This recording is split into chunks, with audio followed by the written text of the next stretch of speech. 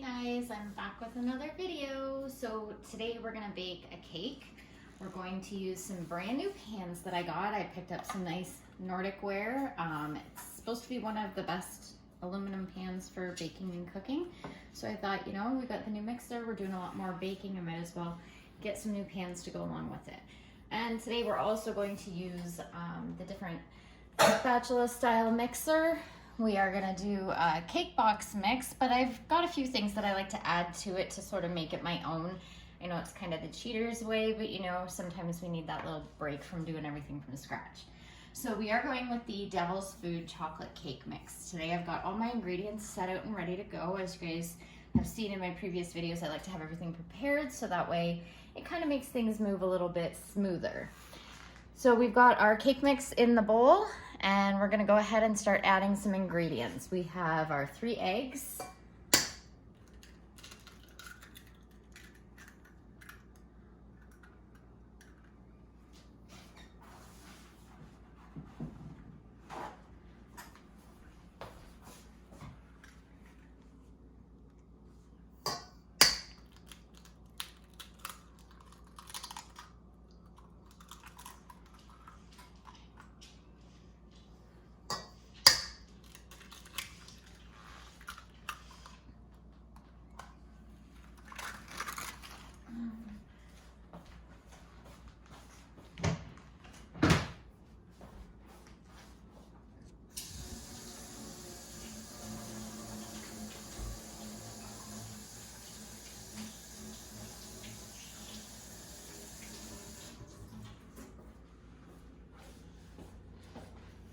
all right. So now we've got our eggs in there. We'll go ahead and add our milk. It does offer that you can use milk or water. I always opt to add the milk when I'm doing any kind of recipe for a cake or a cookie or anything.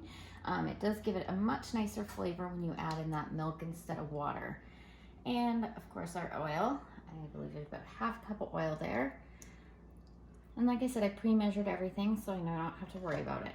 Now if you want to get that little bit of extra good flavor to your cake, and it just makes it softer and a little bit more moist, I find, I do like to add a spoon of yogurt. And afterwards we're also going to add some nice baker's chocolate to it. You can see I've already kind of pre-cut some of my morsels and I've got them set aside. I'm going to wait until after I've fully mixed my cake batter. That way they blend in really well. So we're gonna go ahead and put a big 4.5 quart bowl on. And got the nice scraping beater here. Go ahead and lock it into place and we'll start at number 1 just to get her going. Ooh.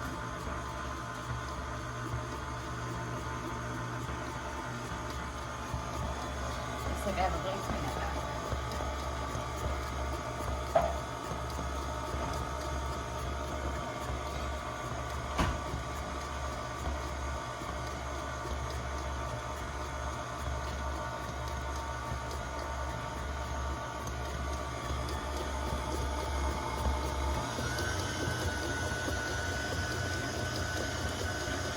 The nice thing with this stand mixer is it really doesn't take a whole heck of a lot to mix that together.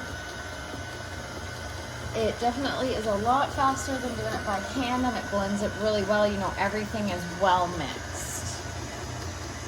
So now I'm just gonna slowly pour in, slow it down a little bit, and then we're gonna pour in the morsels and just let them kind of get mixed through here. I really have to get one of those special pour spouts for the top. All right, and I think we're good. Oh, look at how nice that cake batter looks.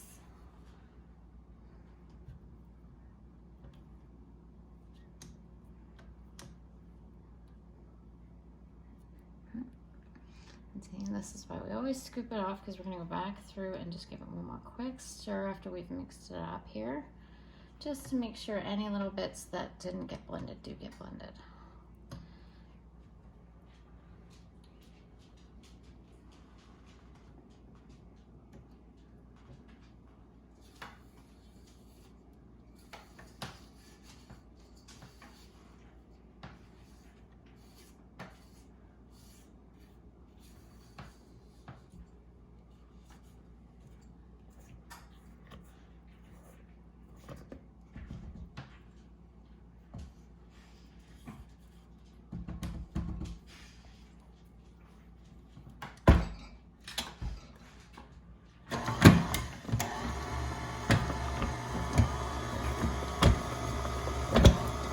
it's just those chocolate morsels in there. That's why it's giving that little bit of a kickback. You can always add them and just mix it by hand after you've added those in, if you don't want to have that happen. Chocolate chip cookies, the chocolate chips aren't so bad, but the thicker morsels seem to sort of give it a little kickback there. But we are learning as we use it each time.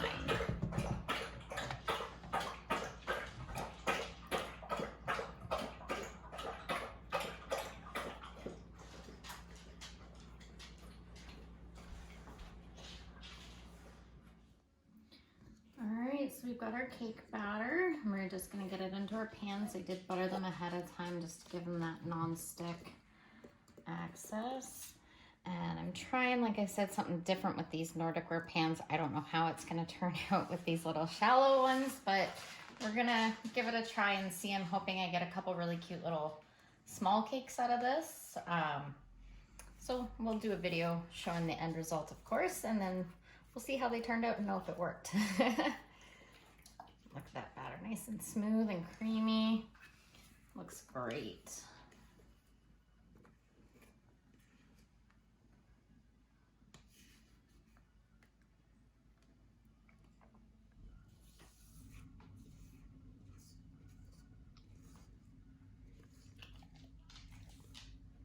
And then we're gonna put them in the oven at 325. We say about 25-30 minutes. I'm kind of one to check with my nose. I smell when things are done in the house. I can always tell when my daughter's been baking and remind her to shut the oven off because I can smell that the cookies are ready before she even knows it. I don't tend to use a timer, but for anyone out there that isn't familiar with baking times on their own oven, make sure you are using a timer. You don't want anything to get burned.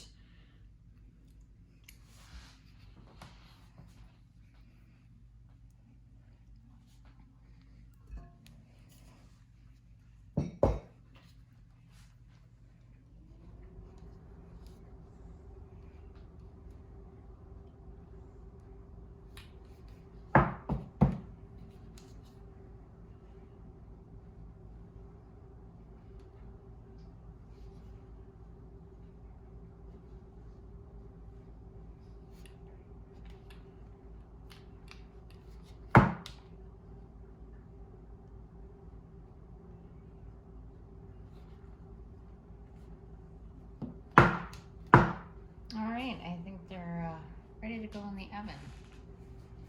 So in about 30 minutes, we'll see what they look like.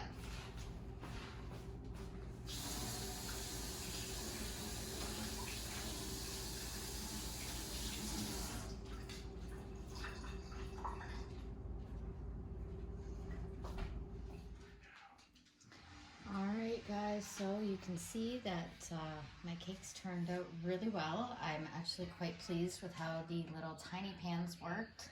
I wasn't sure if it was gonna get too much for it, but they worked out just nice, and they make a couple nice small cakes. You can stack them and it's not quite so much, it's not so thick.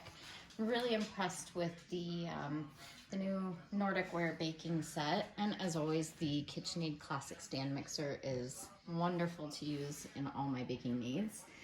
And once I get these all rested and decorated, I'll show you what they look like and how they turn out. Alright, so here we have my finished product. I know they're not the prettiest, but they're gonna taste really good. I just did a basic melted chocolate sauce on top and just sort of drizzled it over the cakes. I hope you guys liked my video. Give me some feedback and let me know what you think. And don't forget to subscribe. Thanks for watching.